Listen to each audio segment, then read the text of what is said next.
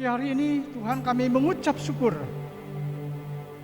betapa Engkau baik, bahwasanya untuk selama-lamanya kasih setia Tuhan. Demikian juga pada pagi hari ini, setiap kami umat-Mu yang Engkau kasihi, kami boleh ada sebagaimana ada.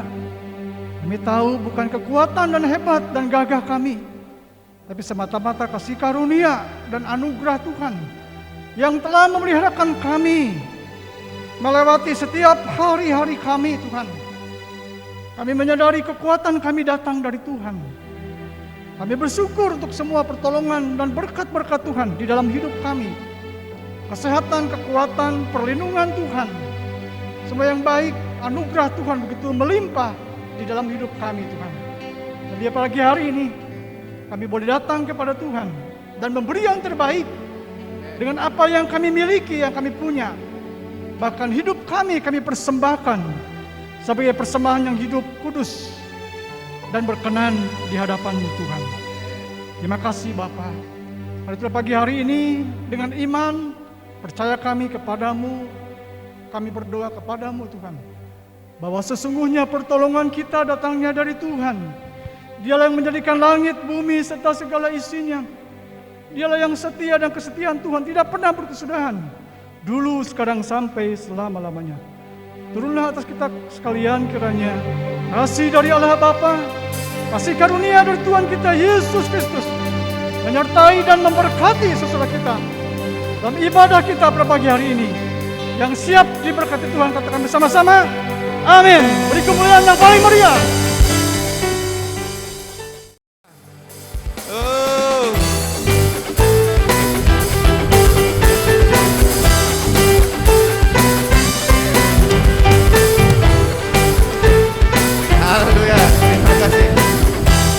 Kekuatan Tuhan hanya Kau milikku di surga. Tiada yang ku ingini di bumi, hanya Kau. Tak ku andalkan kekuatanku,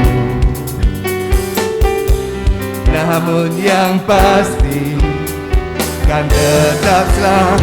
Sama-sama katakan, oh Tuhan, Allah sumber kuatku, Allah sumber kuatku dan bagianku selamanya,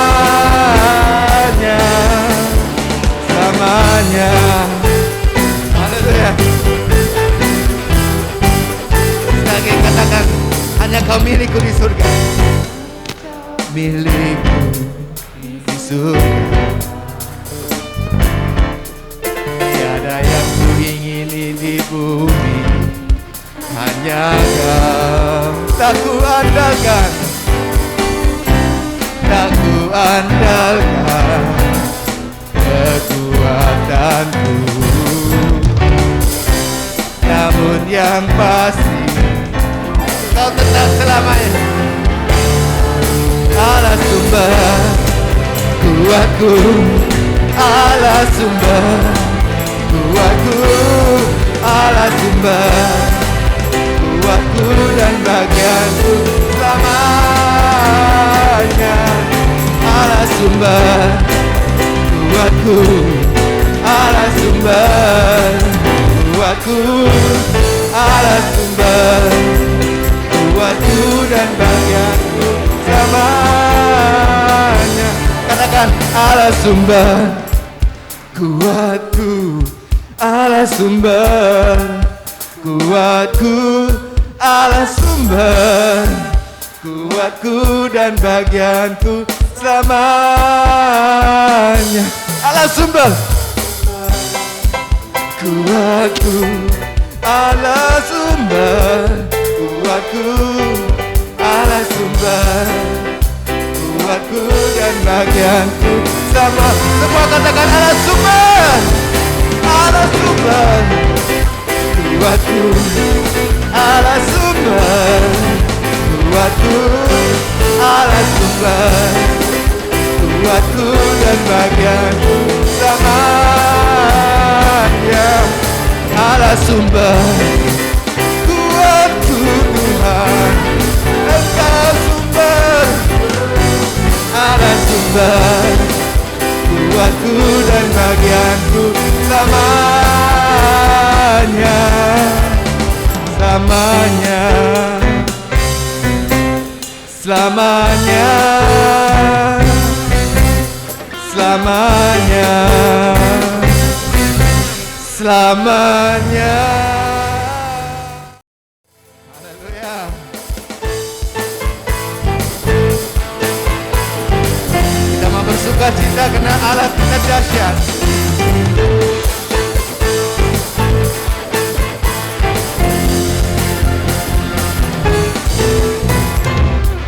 Dari utara ke selatan terdengar pujian bagi Allah. Dari barat nama Yesus, dari pulau-pulau, lembah-lembah, gunung-gunung yang tinggi, kemuliaannya disaksikan, kemuliaannya disaksikan, kebesarannya diceritakan. Yesus, Yesus, nama Yesus, nama Yesus disanjung tinggi. Dari pulau-pulau, dari lembah-lembah, bahkan dari gunung-gunung yang tinggi. Haleluya. Allahku dahsyat berkuasa, suruh bumi sujud menyembah, tinggikan namamu. Allahku dahsyat berkuasa, suruh bumi sujud menyembah, tinggikan namamu. Haleluya. Kemuliaannya disaksikan, kebesarannya diceritakan. Yesus, Yesus, nama Yesus, nama Yesus disanjung tinggi. Dari pulau-pulau, dari lembah-lembah, gunung-gunung tinggi. Allahku dahsyat berkuasa, suruh bumi sujud menyembah, tinggikan namamu. Allah, Allahku dahsyat Tuhan, sujud menyembah, tinggikan namamu. Allahku dahsyat berkuasa, suruh bumi sujud. Haleluya. Allahku dahsyat berkuasa, suruh bumi sujud menyembah, tinggikan namamu. Namamu, tinggikan namamu. Allahku dahsyat.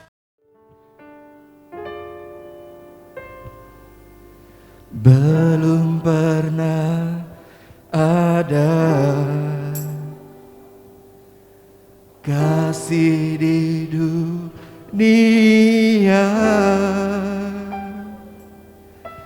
sanggup menerima diriku apa adanya selain kasih-Mu, Yesus.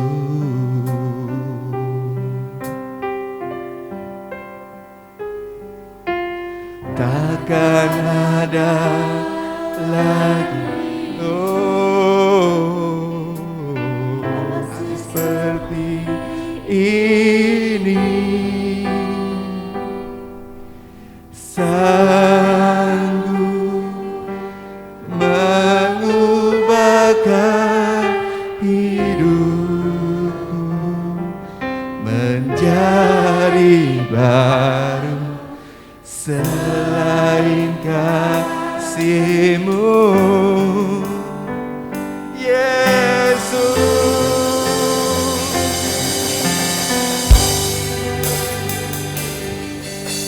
Kau ku kagumi dalam hati, kasih-Mu tiada duanya.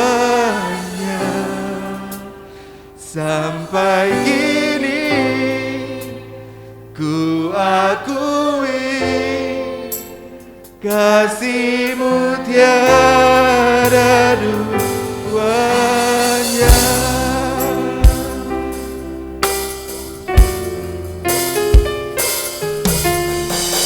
Belum pernah ada.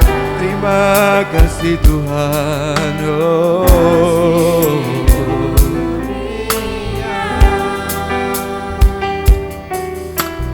Sanggup menerima diriku apa adanya selain kasih-Mu, Yesus. Katakan, Kau ku kagumi Tuhan.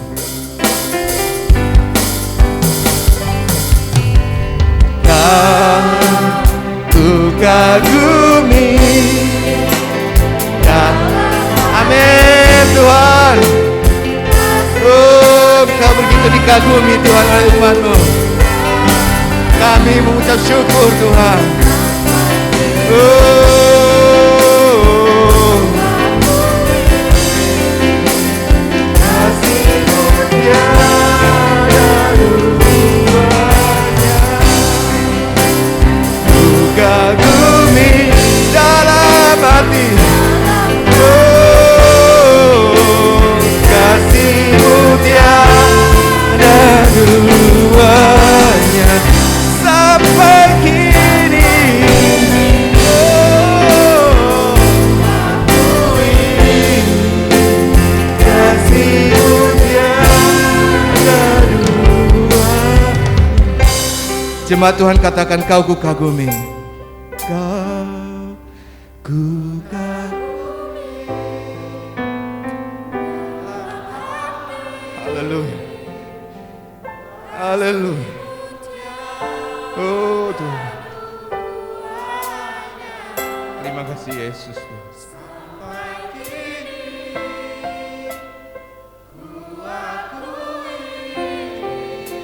Terima kasih Yesus.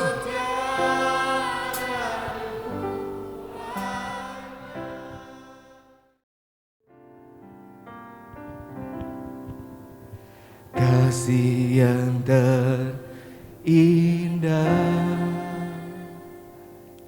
Amin saudara. Hati yang mulia hanya ku temukan di dalam-Mu, Yesusku. Pujian dari hatiku selalu di setiap waktuku, tiada pernah berubah. Haleluya. Katakan, karya terbesar. Karya terbesar dalam hidupku, pengorbanan-Mu yang selamatkanku. Engkaulah harta Tuhan yang tak ternilai,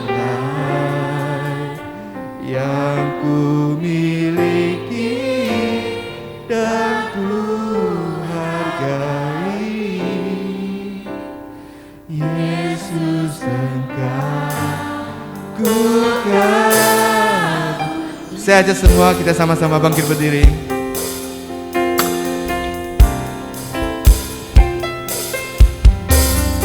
Kasih yang terindah, hati yang mulia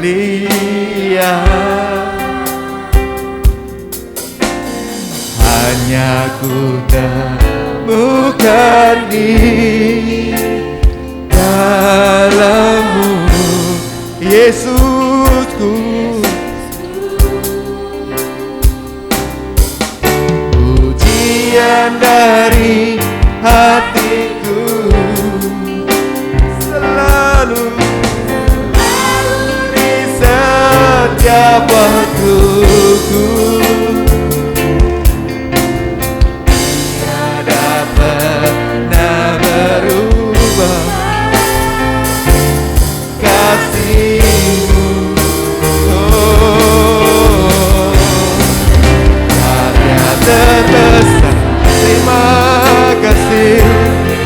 Oh, dan-Mu yang selamatkanku. Engkaulah yang tak ternilai, yang ku miliki dan ku hargai. Yesus, Engkau ku kagumi. Sama-sama katakan karya terbesar, karya terbesar dalam hidupku, pengorbanan-Mu yang selamatkanku. Engkaulah yang tak ternilai, yang ku miliki dan ku hargai. Yesus, Engkau sebagai karya terbesar Tuhan. Kiranya pujian ini menjadi keyakinan iman kami, menjadi hati kami, bahwa Engkau yang kami kagumi Tuhan. Engkau yang terindah di dalam hidup kami Tuhan. Engkau yang telah memikat hati kami Tuhan, lebih daripada apapun juga Tuhan.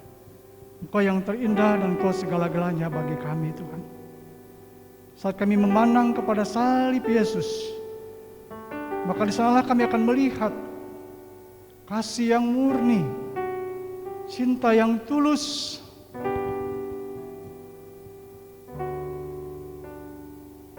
yang telah Engkau berikan bagi kami segala-galanya. Sehingga pagi hari ini kami ada di rumah Tuhan. Itu karena anugerah karya Tuhan Yesus di kayu salib yang telah menyelamatkan kami, mendorong kami, menggerakkan kami untuk kami datang ke rumah Tuhan dan ibadah serta melayani bersama-sama. Terima kasih, sebentar lagi kami merenungkan firman-Mu. Berbicaralah kepada kami. Kami mohon penerangan Roh Kudus, tuntunan Roh Kudus, bimbingan arahan Roh Kudus yang menuntun setiap kami saat kami membaca, merenungkan. Kuasa Roh Kudus terlibat di dalamnya dan sungguh boleh mengubahkan hati dan kepikiran kami Tuhan, semakin mencintai Tuhan. Siapkan hati kami, juga sebentar nanti kami akan dipersatukan dengan tubuh dan darah Yesus lewat perjamuan yang kudus. Tuhan memberkati. Dalam nama Tuhan Yesus kami berdoa. Amin. Shalom Bapak Ibu. Hari ini kita akan bicara satu tema yang relevan, yang cocok dan pas sebetulnya. Dan firman Tuhan akan selalu pas dan cocok di segala zaman dan keadaan. Ya. Saya beri tema firman Tuhan pagi hari ini adalah hamba yang setia dan hamba yang jahat. Mungkin Bapak Ibu sudah seringkali membaca bagian ini, merenungkan bagian ini, atau menyampaikan, mengkhotbahkan bagian pagi hari ini. Saya mengajak sekalian untuk membaca di dalam Injil pasal 24 ayat 45 sampai 51. Injil Matius pasal 24 ayat 45 sampai 51. Saya sudah siapkan di PowerPoint bagi kita ya, saudara. Demikian firman Tuhan. Siapakah hamba yang setia dan bijaksana, yang diangkat oleh tuannya atas orang-orangnya untuk memberikan mereka makanan pada waktunya? Berbahagialah hamba yang didapati tuannya melakukan tugasnya itu ketika tuannya itu datang. Aku berkata kepadamu, sesungguhnya tuannya itu akan mengangkat dia menjadi pengawas segala miliknya. Lalu 8, akan tetapi apabila hamba itu jahat dan berkata di dalam hatinya, Tuanku tidak datang-datang. Ini bukan dating ya, tapi datang nih. Lalu ia mulai memukul hamba-hamba lain dan makan minum bersama pemabuk-pemabuk. Maka Tuhan hamba itu akan datang pada hari yang tidak disangkakannya dan pada saat yang tidak diketahuinya. Terakhir, dan akan membunuh dia dan membuat dia senasib dengan orang-orang munafik. Di sanalah akan terdapat ratapan dan retakan gigi. Bapak Ibu yang dikasihi Tuhan, jika kita tahu Yesus akan datang, misalkan malam hari ini, saudara,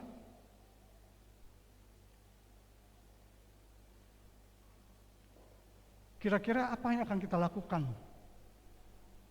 Sebagai orang percaya yang beriman, percaya kepada firman Tuhan, dia akan datang kedua kalinya. Amin, saudara? Nubuatan-nubuatan di Alkitab sudah hampir semuanya digenapi. Yang belum adalah Yesus datang kedua kalinya. Apa yang akan kita lakukan jika kita tahu akhir atau dunia ini akan berakhir? Orang biasa mengatakan apa? Kiamat. Kira-kira apa yang akan kita lakukan, saudara? Saudara jawab dalam hati saudara, renungkanlah, saudara. Mungkin ada yang berkata sebagian, saya makin sungguh-sungguh ibadah kepada Tuhan. Saya mau melayani, bahkan kalau bisa nawar Tuhan, kalau boleh datangnya itu waktu ibadah seperti inilah. Nawar sama Tuhan. Kalau lagi ibadah, Yesus datang. Kira-kira bagaimana, saudara? Saya lagi ibadah, saya lagi khotbah, ya, lagi melayani, ya, memberikan persembahan. Betapa indahnya, saudaraku. Tapi sayang, firman Tuhan berkata, tidak ada yang tahu kapan Tuhan Yesus datang kedua kalinya. Entah kita dipanggil Tuhan. Tadi malam ada keluarga kami di Jawa, ya, sedang duduk katanya, kemudian meninggal karena jantung memang. Tidak ada yang tahu. Atau yang namanya kiamat akan datang. Hancur semua bumi ini lenyap, ya, kata firman Tuhan. Walaupun ada ditandai dengan ada pendahuluan dulu, masa-masa kesulitan besar, aniaya, kesusahan. Dan hari ini kita sudah masuk masa-masa itu, saudara. Pada itulah pagi hari ini mari saya mengajak sekalian untuk merenungkan ini, saudara. Ya, bagian dari firman Tuhan yang Yesus sampaikan kepada murid-muridnya, saudara. Dalam bentuk perumpamaan. Apa itu perumpamaan? Perumpamaan itu ibarat, ya, kira-kira perbandingan atau peribahasa, kira-kira gitu, saudara. Dan gambaran perumpamaan ini bisa jadi ini menggambarkan orang-orang Kristen yang hidup di zaman ini. Menggambarkan manusia yang hidup di zaman ini, saudara. Maka temanya di sana adalah hamba yang setia dan hamba yang jahat, ya. Nah, saya menarik di sini adalah kata setia, ya, itu di kamus Indonesia berarti tetap, teguh hati, berpegang teguh, patuh, dan taat. Itu menurut Kamus Indonesia.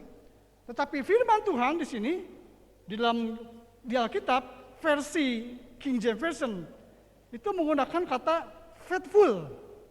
Orang-orang yang beriman. Orang-orang yang penuh imannya. Ya.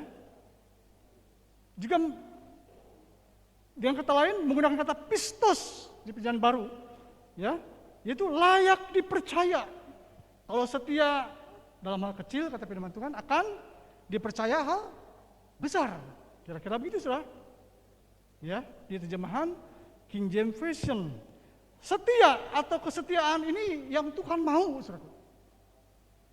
Tuhan suka setia itu. Makanya Yesus menyampaikan perumpamaan di sini, dikatakan, siapakah hamba, servant, pelayan yang setia dan bijaksana? Dia bertanya di depan murid-murid, ada nggak ya, kira-kira gitu saudara, ada nggak ya, siapa ya kira-kira pelayan hamba yang setia dan bijaksana? Ya, kira-kira gitu saudara. Setia untuk tetap dipercaya, setia beriman, tidak menjual iman walaupun sulit. Masa-masa sulit orang mudah menjual iman. Ya, karena pacarnya mungkin ya. Rela tinggalkan iman, ya. Karena jabatan, rela tinggalkan iman kepada Yesus. Dan itu akan terjadi. Maka firman Tuhan berkata, di masa-masa terakhir akan terjadi masa-masa yang sulit. Orang tidak perlu agama, orang tidak mengasihi, dan seterusnya, saudaraku. Dan itu sedang terjadi menuju kepada penggenapan firman Tuhan. Dan itu sudah terjadi, saudaraku. Setia kepada pasangannya, setia kepada istrinya. Orang yang menikah kan ada janji pernikahan. Mau sakit, mau susah, mau senang, setia sampai maut memisahkan.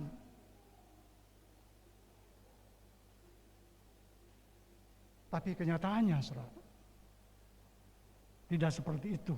Banyak juga yang setia mempertahankan sampai betul-betul maut memisahkan. Ya, setia satu pasangan, dia tidak kelainan hati. Hati-hati, ya, di akhir zaman ini, saudara, roh-roh perzinahan juga roh-roh mamun makin kuat. Tuhan mencari yang setia, ya, setia kepada pacarnya. Kalau yang mungkin punya pacar, yang mungkin jauh, ya, lainan kota, lainan pulau atau luar negeri, setia menanti dengan sabar sampai Tuhan meneguhkan, mempersatukan nanti dalam ikatan pernikahan yang kudus, kira-kira gitu, saudara.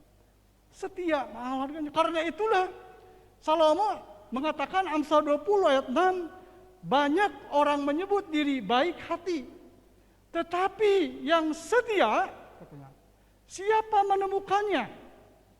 Di Amsal ini juga sama menggunakan setia, menggunakan kata faithful, ya, bisa dipercaya, ya, beriman, ya. Kalau perjanjian lama menggunakan kata emunah, dia kokoh, dia loyal, dia setia. Mustahil bisa kokoh dan setia jika tidak punya iman, tidak punya pengharapan dalam menjalani hari-hari kita. Ya, seperti tema besar ini, jika anak manusia itu datang, adakah iman di bumi? Hari ini Tuhan sama, adakah iman di bumi? Adakah iman di hatimu, saudara? Konteks ini memang bicara, ya, perikop ini bicara tentang eskatologi atau akhir zaman. Hari terakhir dari seluruh perjalanan hidup manusia, sejarah manusia, atau sering kali kita sebut sebagai hari kiamat. Mungkin kita orang Kristen sudah terbiasa mendengar kiamat, udah biasa lah. Kok nggak datang-datang Tuhannya juga? Mana Tuhan datang? Nggak datang-datang. Sejak saya sekolah minggu sampai hari ini, saya dengar khotbah di sekolah minggu, waktu saya kecil sekolah minggu. Sama ini. Tuhan segera datang. Tuhan sudah dekat. Tapi sampai hari ini belum juga datang.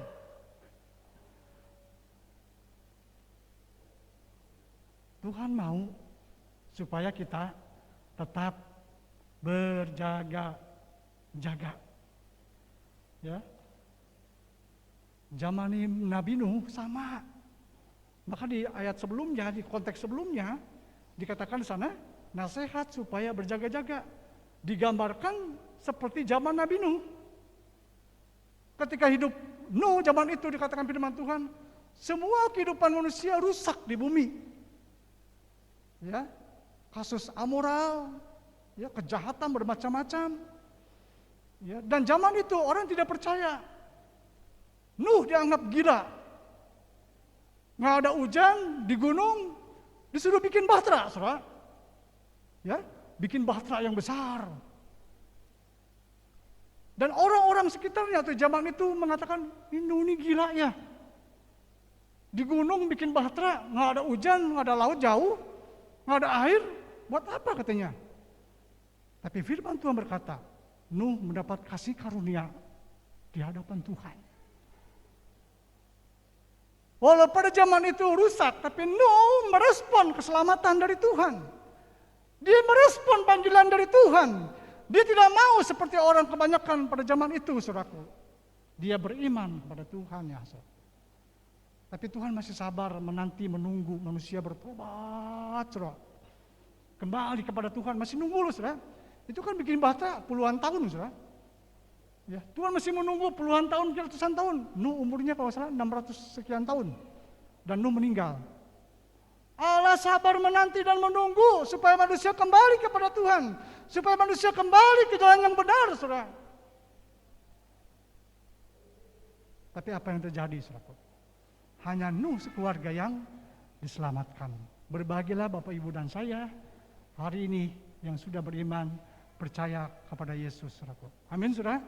Tetapi di luar sana, berapa banyak yang kemudian menjual imannya, berapa banyak yang meninggalkan imannya karena berbagai macam faktor, saudaraku. Kita harus doakan, kita harus layani. Ya, selagi masih ada waktu dan kesempatan, di mana nanti tidak ada waktu lagi, saudaraku. Kita bersyukur oleh anugerah Tuhan. Tuhan menyelamatkan kita, saudaraku. Siapalah kita ini, saudara? Saya kadang ini merasa, Tuhan saya nggak layak loh, saudara. Ya, pujian tadi menggambarkan, Tuhan saya kagum kepadamu. Coba kita sendengkan salib Kristus. Kemudian kita lihat kepada diri kita. Siapakah diri kita ini, saudara? Saat Adam jatuh dalam dosa, dikatakan sana, semuanya rusak. Gambar Allah itu rusak. Maka firman Tuhan berkata, kecenderungan hati manusia berbuat kejahatan. Memang rusak. Gambar Kristus itu rusak. Tidak ada potensi berbuat baik. Tidak ada potensi atau kesempatan bisa diselamatkan. Tidak ada lagi, saudaraku. Bagaimana solusinya begitu? Tuhan Yesus turun ke bumi ini. Atau Allah turun ke bumi ini. Mengambil rupa manusia. Diam di antara kita. Dia yang memberikan teladan contohnya. Inilah kasihku kepada dunia. Tuhan tidak menghendaki seorang pun binasa, tapi Tuhan menghendaki setiap orang diselamatkan oleh Tuhan. Amin, saudara. Itulah anugerah kasih karunia Tuhan yang membuat saudara dan saya berharga di mata Tuhan. Mari kita belajar atau dari Nuh ini, saudara. Ya, dari Nuh. Kembali kepada firman Tuhan. Eskatologi adalah bicara tentang pengajaran doktrin akhir zaman. Ya, kita sudah tahu semua ini. Akhir zaman, pemusnahan segala sesuatunya. Kapan? Firman Tuhan berkata tidak ada yang tahu, hanya Bapa yang tahu. Anak pun tidak tahu. Dalam kemanusiaannya, Yesus berkata tidak tahu hanya Bapa. Atau Tuhan memanggil hidup kita. Selesai sampai di sini katanya. Siapkah, saudaraku? Sudahkah Bapak Ibu dan saya siap? Ya? Kapan hari kedatangan Tuhan? Dikatakan sana yang kedua kali. Tetapi tentang hari dan saat tidak seorang pun yang tahu. Malaikat pun tidak tahu. Ya? Dan anak pun tidak, hanya Bapa sendiri. Sebab itu hendaklah kamu juga siap sedia. Karena anak manusia datang pada saat yang tidak kamu duga. Tidak ada yang tahu. Siapa yang tahu besok kita dipanggil Tuhan? Tidak ada yang tahu, saudara. Tapi Tuhan mengingatkan, mengajarkan kepada kita, berjaga-jagalah. Saudara. Seperti apa berjaga-jagalah? Inilah pergumulan. Ya, pergumulan inilah yang diangkat oleh Tuhan Yesus dalam bentuk perumpamaan. Bagaimana sikap kita sebagai orang-orang percaya, sikap kita sebagai orang Kristen, ya, dalam menjalani hari-hari kita yang singkat ini, dalam menjalani hidup kita yang singkat ini, dan bagaimana kita mengisi hidup kita yang singkat ini, saudaraku, mengerjakan apa yang dipercayakan Tuhan, mengerjakan dengan penuh tanggung jawab apa yang dipercayakan Tuhan kepada Bapak, Ibu, dan saya, saudaraku. Dan itu digambarkan oleh memang perumpamaan ini. Apa yang dipercayakan Tuhan kepada Bapak, Ibu, dan saya?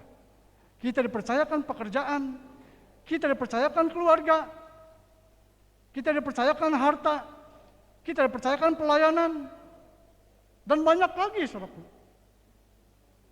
Itu semua dari Tuhan, anugerah Tuhan. Tuhan percaya. Maka Yesus berkata sini, tetapi Yesus bertanya, adakah hamba yang setia? Yang pertama adalah di sini hamba yang setia, okay? Okay. Apakah sudah siap?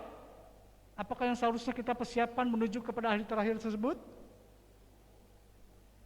Satu hari 24 jam sama. Bagaimana kita mengisi hari-hari itu? Saya pernah sampaikan ini di PRBK Sabtu yang lalu. Hai anak remaja, hai anak muda, pergunakanlah waktumu dengan baik, karena hari-hari ini ada hari yang jahat, kata firman Tuhan. Jangan gunakan waktumu dengan sia-sia. Karena masa-masa remaja yang indah, masa-masa pemuda yang indah itu tidak akan balik lagi, saudara. Tidak akan kembali lagi masa-masa remaja. Tidak akan kembali lagi masa-masa pemuda, tidak ada lagi, saudara. Yang dulu sekolah minggu, ya, kemudian sudah remaja, betul? Yang remaja kemudian sudah menjadi pemuda. Ini mungkin bapak-bapak yang senior-senior ya. Dulu pemuda, remaja di tempat ini. Sekarang sudah dewasa, bahkan sudah tua. Ya kan? Udah nikah, udah punya cucu.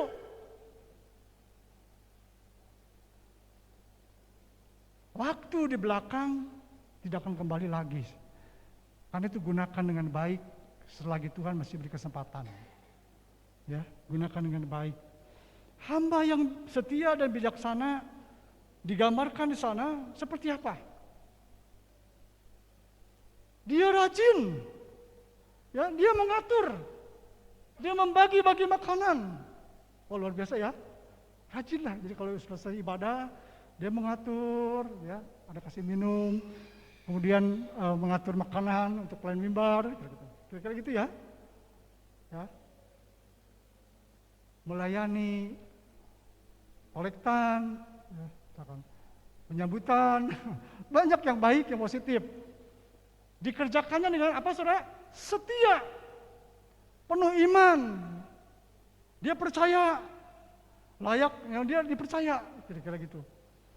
Tekun dan bertanggung jawab. Itu yang setia dan bijaksana. Maka ketika tuannya datang, senang, saudara. Wah, coba kalau Bapak Ibu mungkin punya anak, punya apa? Yang membantu pekerjaan, bawahan dan sebagainya. Coba kalau Bapak Ibu punya bawahan, kalau rajin bagaimana? Setia bagaimana? Tanggung jawab bagaimana? Senang, saudara. Saudara sebagai pimpinan atau bos senang, saudara. Pasti, saudara. Bahkan mungkin dikasih bonus. Ya Peri ya. Dikasih bonus, bukan? Tapi kalau saudara melihat, menyaksikan di bawah saudara atau bawahan saudara tidak seperti itu, bagaimana perasaan saudara? Ini menggambarkan Tuhan, atau Tuhan itu menggambarkan Yesus, Tuhan kita. Bapak Ibu dan saya ada pelayan-pelayannya, hamba-hambanya, saudaraku. Ya. Ini luar biasa sekali. Dia rajin, dia mengatur, ya. Dia tahu. Orang yang setia dan bijaksana, dia tidak pusing. Tuhannya mau datang, mau enggak, mau pergi, mau balik lagi, dia enggak pusing. Tapi dia fokus kepada apa yang dipercayakannya, saudara. Ini gambaran kalau kita saat ini mungkin yang bekerja, yang melayani, ya pimpinan saudara pergi, bos saudara pergi. Tapi orang yang setia, yang tekun dan bijaksana, dia nggak pusing masalah itu urusan bosnya, urusan tuannya. Tapi urusan pelayan hamba adalah dia setia mengerjakan apa yang dipercayakan, kira-kira begitu saudara. Dia tetap fokus dan fokus. Kenapa saudara? Karena dia tahu tuannya pasti datang. Bosnya pasti datang. Dia tahu, makanya dia harus bertanggung jawab. Mengerjakan segala sesuatu. Yang kedua, digambarkan ya di sini. Mengapa hamba ini setia dan bertanggung jawab? Hamba yang baik, dia tahu, saya katakan tadi, dia tahu pasti bahwa tuannya pasti akan datang. Kapan? Dia tidak tahu kapan, tapi dia percaya. Tinggal nunggu waktu aja pasti datang. Betapa indahnya Bapak Ibu sekalian, saat Tuhan memanggil kita kedapatan terus setia. Ya, saya kagum dengan John Sung. Dia dipanggil Tuhan saat dia berdiri di mimbar dan di khotbah, saat dia khotbah. Dia menyerahkan hidupnya, mendedikasikan hidupnya sepenuhnya melayani Tuhan, saudara. Apakah Bapak Ibu dan saya juga sama mendedikasikan hidup kita untuk Tuhan? Maka firman Tuhan berkata, apapun yang kamu perbuat, apapun yang kamu lakukan, lakukanlah seolah seperti untuk Tuhan dan bukan untuk manusia. Saudara yang bekerja, saudara yang kuliah, yang studi, ya, yang sedang merencanakan sesuatu, libatkanlah Tuhan di dalamnya. Libatkanlah Tuhan di dalamnya. Dan itu semua kita lakukan karena kita tetap percaya itu semuanya untuk Tuhan. Yang kedua, hamba yang jahat seperti apa? Ya. Hamba ini juga sama. Jadi Tuhan adil, Tuhan tidak membedakan. Hamba ini sama diberikan juga sama Tuhan, milik Tuhan. Dikatakan sana, hamba ini juga diberikan milik tuannya untuk diurus baik-baik. Ya. Tapi apa yang terjadi? Tapi ia tidak melakukan tugasnya dengan baik, ia tidak bekerja dengan sungguh-sungguh membagikan makanannya, tetapi dengan para pemabuk berfoya-foya, ya, berpesta pora, kira-kira gitu saudara. Gaya hidup dunia, hedonisme, berfoya-foya, kira-kira gitu saudara. Kenapa saudara? Dia berpikir nggak akan datanglah Tuhan saya. Atau mungkin Tuhan saya berlambat-lambat, atau mungkin tidak akan datang. Jadi, saya bebas hari ini. Saya bebas melakukan apapun juga. Karena bos saya tidak datang. Ini kata jahat itu menggunakan di versi King James sama ya, menggunakan kata evil, berhati busuk, ya, berpikiran jahat. Jadi kontra sekali. Yang satu setia, bijaksana, tapi yang satu dikatakan sana jahat, berhati busuk, berpikiran jahat. Di pikirannya negatif, di pikirannya gimana ya saya menghancurkan ini, ya gimana ya, pokoknya yang negatif pikirannya. Di sini tidak ada yang seperti itu. Semua kita hamba-hamba yang setia dan bijaksana. Amin, saudara. Ya, hamba ini juga diberikan milik tuannya sama suku. Ya, nah pertanyaan mengapa hamba yang jahat ini tidak melakukan tugasnya? Ini karena berpikir Tuhan tidak datang, bos saya tidak datang. Udahlah, inilah kesempatan saya enak-enak saja. Iblis itu pintar saudara. Ya, ujian kita sebagai laki-laki, saat kita sendirian, apa yang kita lakukan sendirian? Iblis pintar, dia cerdik. Kalau kita tidak mengandalkan Tuhan, kita kalah. Hati-hatilah. Hati-hatilah. Bukankah banyak orang yang kemudian terjerumus? Dia masih KTP-nya Kristen. Bahkan mungkin dia masih bisa melayani. Tetapi saudara, dia ditipu oleh iblis. Dia diikat oleh iblis, saudara. Itu saudara. Di pikirannya bagaimana pemberontakan kepada Tuhan. Ya.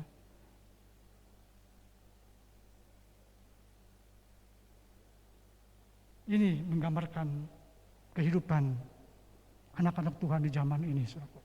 Karena itu mari kita semangat untuk bisa membaca tanda-tanda zaman, memperhatikan tanda-tanda zaman ini, ya. Kita berada di zaman akhir atau di akhir zaman, kita harus menjalani hidup dengan bijaksana, serius memikirkan hidup kita, ya. Jika itu terjadi bagaimana? Bukan lagi bermain-main, bersantai-santai, tidak lagi, saudaraku. Bangkit.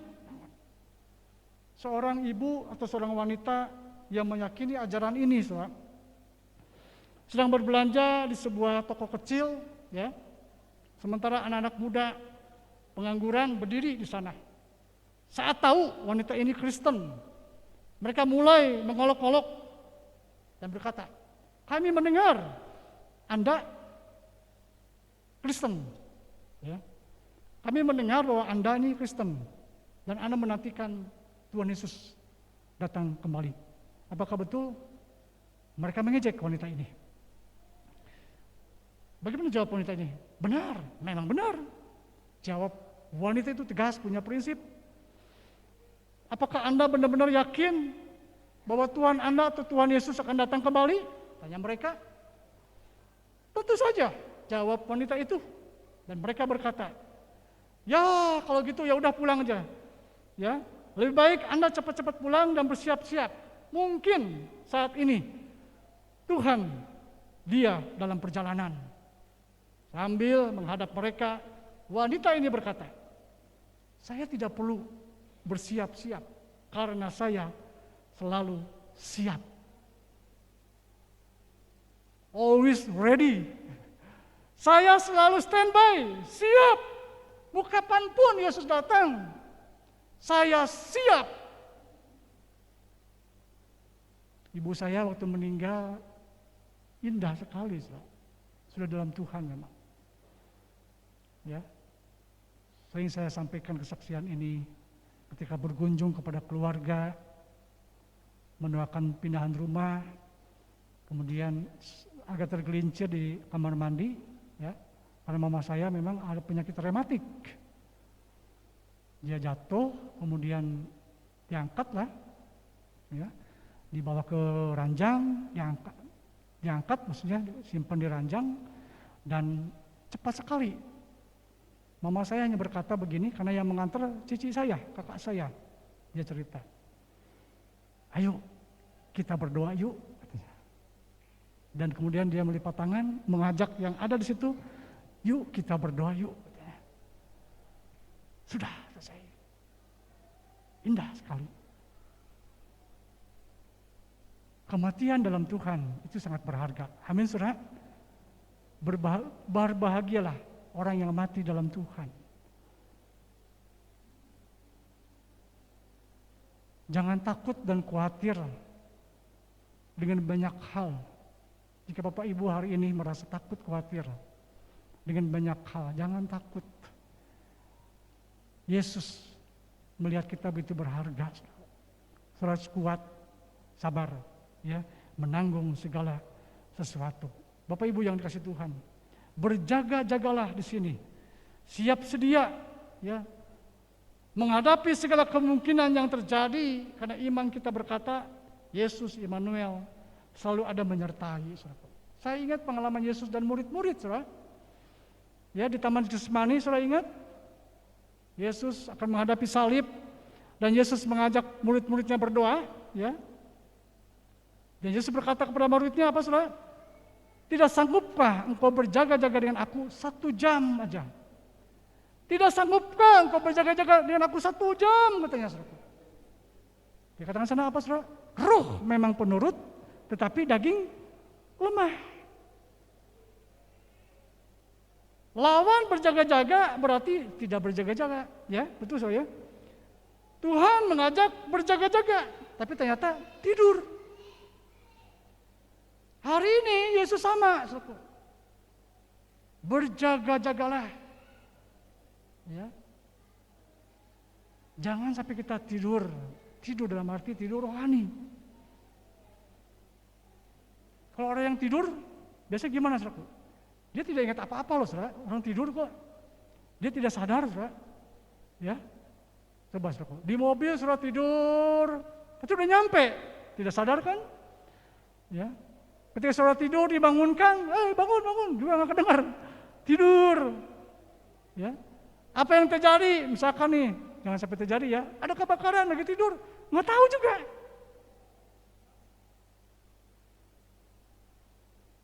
Jangan sampai tidur rohani. Tuhan mau kita bangkit rohani kita. Ya.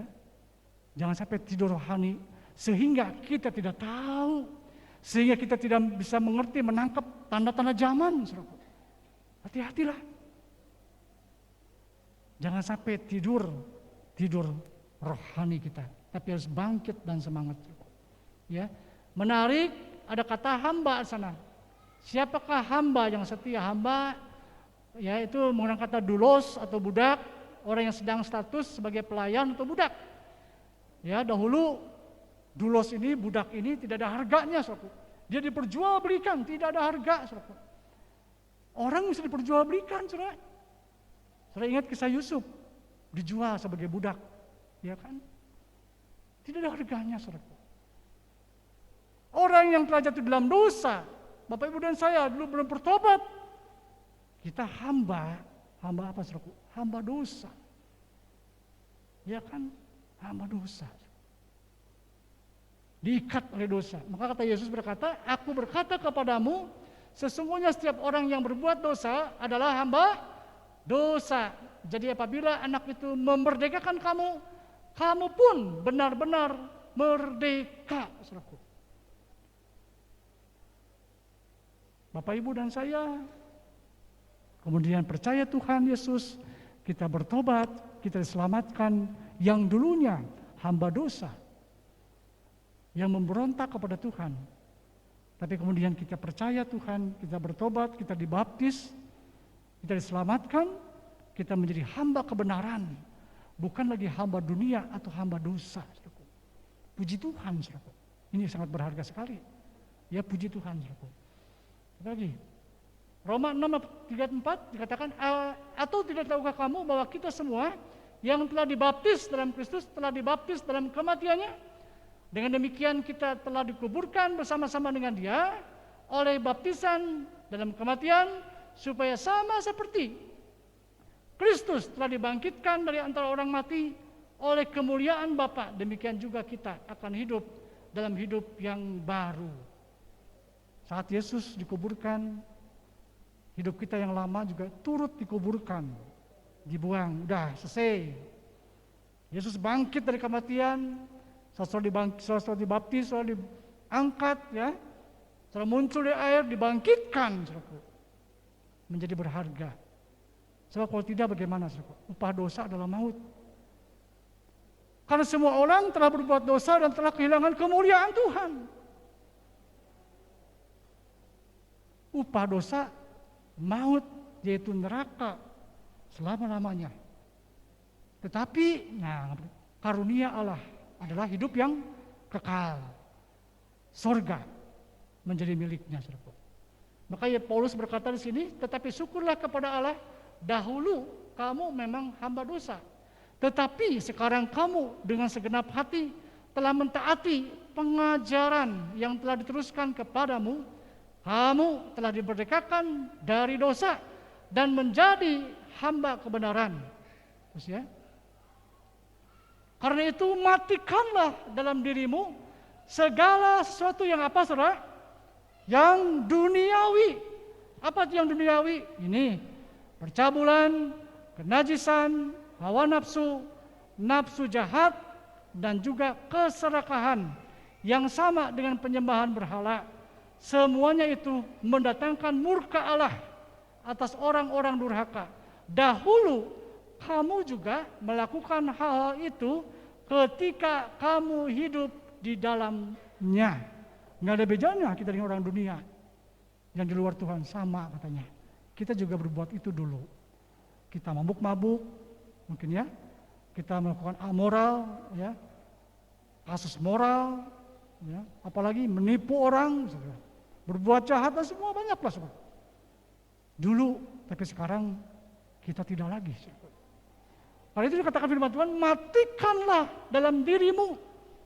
Nggak ada lagi keinginan itu. Roh Kudus menolong kita.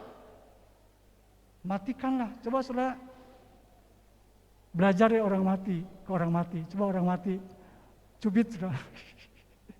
Tapi jangan ya, seorang mati cubit, dia berasa enggak? Enggak ada, saudaraku. Enggak ada keinginan untuk itu, saudaraku. Karena itulah, alihkan pikiran kita. Kalau pikiran kita kemana-mana, cepat-cepat alihkan, saudaraku. Tidak Tuhan, tidak Tuhan. Ya, hati kita, alihkan ketika hati kita, pikiran kita tidak melakukan hal yang tidak baik. Alihkan. Tidak Tuhan, tidak Tuhan. Itu setia. Ya. Yang terakhir ini, ya, sebab kamu tahu bahwa kamu telah ditebus dari cara hidup yang sia-sia yang kamu warisi dari nenek moyangmu itu bukan dengan barang yang fana, bukan pula dengan perak atau emas, melainkan dengan darah yang mahal. Itu darah Kristus yang sama seperti darah anak domba yang tak bernoda dan tak bercacat. Yesus telah melakukan semuanya. Mari kita teladani Yesus. Yesus telah memberikan teladan hamba yang setia. Mari kita tetap fokus. Jadikan dia menjadi teladan buat kita. Anak muda, anak remaja, jadikan Yesus sebagai idola di hidupmu. Boleh saudara idolakan yang lain, tapi ada yang utama, idolakanlah Tuhan Yesus. Saudara tidak akan salah, saudaraku. Ya. Yesus berikan contohnya apa? Ini saudara. Hendaklah kamu dalam hidupmu bersama loh saudara, bukan sendirian loh saudara. Hendaklah kamu dalam hidupmu bersama menaruh pikiran, perasaan yang terdapat juga dalam Kristus Yesus yang walaupun dalam rupa Allah tidak menganggap kesetaraan dengan Allah itu sebagai milik yang harus dipertahankan, melainkan telah mengosongkan dirinya sendiri dan mengambil rupa seorang hamba dengan menjadi sama dengan manusia dan dalam keadaan sebagai manusia ia telah merendahkan dirinya dan taat sampai mati di atas kayu salib. Karena itu janganlah menyimpang ke kanan, ke kiri. Setialah mengerjakan apa yang dipercayakan Tuhan sampai Tuhan datang kembali. Amin.